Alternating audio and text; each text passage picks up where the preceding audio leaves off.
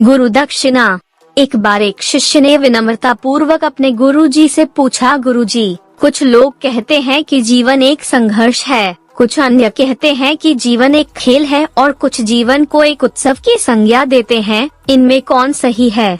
गुरुजी ने तत्काल बड़े ही धैर्य पूर्वक उत्तर दिया, पुत्र, जिन्हें गुरु नहीं मिला उनके लिए जीवन एक संघर्ष है, जिन्हें गुरु मिल गया उनका जीवन एक खेल है, और जो लोग गुरु द्वारा बताए गए मार्ग पर चलने लगते हैं, मात्र वे ही जीवन को एक उत्सव का नाम देने का साहस जुटा पाते हैं। यह उत्तर सुनने के बाद भी शिष्य पूरी तरह से संतुष्ट न था। गुरुजी को इसका आभास हो गया। वे कहने लगे, लो, तुम्हें इसी संदर्भ में एक कहानी सुनाता हूँ, ध्यान से सुनोगे तो स्वयं ही अपने प्रश्न का उत्तर पा सकोगे। उन्होंने जो कहानी सुनाई वह इस प्रकार थी।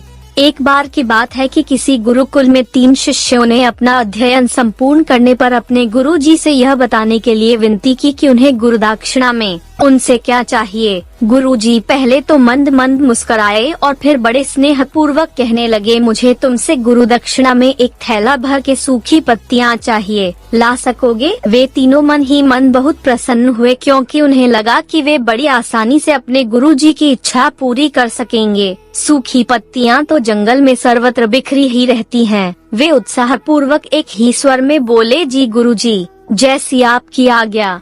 अब वे तीनों शिष्य चलते चलते एक समीपस्थ जंगल में पहुंच चुके थे, लेकिन यह देखकर कि वहां पर तो सूखी पत्तियां केवल एक मुट्ठी भर ही थीं, उनके आश्चर्य का ठिकाना न रहा। वे सोच में पड़ गए कि आखिर जंगल से कौन सूखी पत्तियां उठाकर ले गया होगा। इतने में ही उन्हें दूर से आता हुआ कोई किसान दिखाई दिया। वे उसके पास पहुंचकर उससे विनम्रता पूर्वक याचना करने लगे कि वह उन्हें केवल एक थैला भर सूखी पत्तियां दे दे।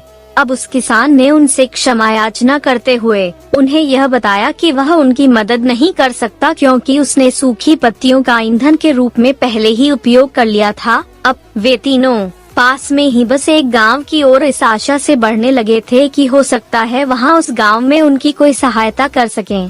वहां पहुंचकर उन्होंने जब एक व्यापारी को देखा तो बड़ी उम्मीद से उससे एक थैला भर सूखी पत्तियां देने के लिए प्रार्थना करने लगे, लेकिन उन्हें फिर से एक बार निराशा ही हाथ आई, क्योंकि उस व्यापारी ने तो पहले ही कुछ पैसे कमाने के लिए सूखी पत्तियों के दोने बनाकर बेच दिए थे। लेकिन उस व्यापारी ने उदारता दिखाते हुए उन्हें एक बूढ़ी माँ का पता बताया जो सूखी पत्तियां एकत्रित किया करती थी।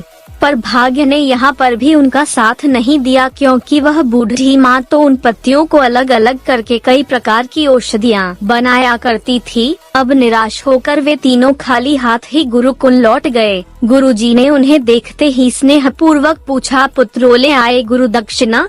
तीनों ने सर झुका लिया। गुरुजी द्वारा दोबारा पूछे जाने पर उनमें से एक शिष्य कहने लगा, गुरुदेव, हम आपकी इच्छा पूरी नहीं कर पाए। हमने सोचा था कि सूखी पत्तियां तो जंगल में सर्वत्र बिखरी ही रहती होंगी, लेकिन बड़े ही आश्चर्य की बात है कि लोग उनका भी कितनी तरह से उपयोग करते हैं।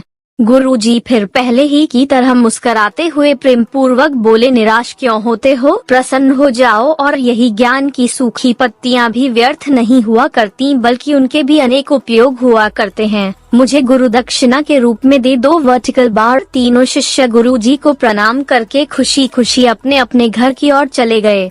वह शिष्य जो गुरुजी की कहानी एकाग्रचित्त होकर सुन रहा था, अचानक बड़े उत्साह से बोला, गुरुजी, अब मुझे अच्छी तरह से ज्ञात हो गया है कि आप क्या कहना चाहते हैं। आपका संकेत वस्तुतः इसी और है न कि जब सर्वत्र सुलभ सूखी पत्तियां भी निरर्थक या बेकार नहीं होती हैं, तो फिर हम कैसे किसी भी वस्तु या व्यक्ति को छोटा और महत्वहीन मानकर उसका तिरस्कार कर सकते हैं? चींटी से लेकर हाथी तक और सुई से लेकर तलवार तक सभी का अपना अपना महत्व होता है। गुरुजी भी तुरंत ही बोले, हाँ पुत्र, मेरे कहने का भी यही तात्पर्य है कि हम जब भी किसी से मिलें तो उसे यथायोग्य मान देने का भरसक प्रयास करें, ताकि आपस में स्नेह, सद्भावना, सहानुभूति एवं सहिष्णुता का विस्तार होता रहे और हमारा जीवन संघर्ष के बजाय उत्सव बन सके।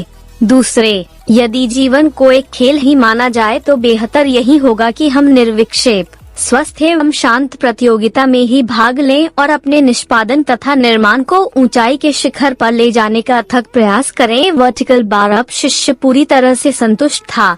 अंततः मैं यही कहना चाहती हूँ कि यदि हम मन, वचन और कर्म इन तीनों ही स्तरों पर इस कहानी का मूल्यांकन करें तो भी यह कहानी खरी ही उतरेगी। सबके प्रति पूर्वाग्रह से मुक्त मन वाला व्यक्ति अपने वचनों से कभी भी किसी को आहत करने का दुस्साहस नहीं करता और उसकी यही ऊर्जा उसके पुरुषार्थ के मार्ग की समस्त बाधाओं को हर लेती है। वस्तुतः हमारे जीवन का सबसे बड़ा उत्सव पुरुषार्थ ही होता है, ऐसा विद्वानों का मत है।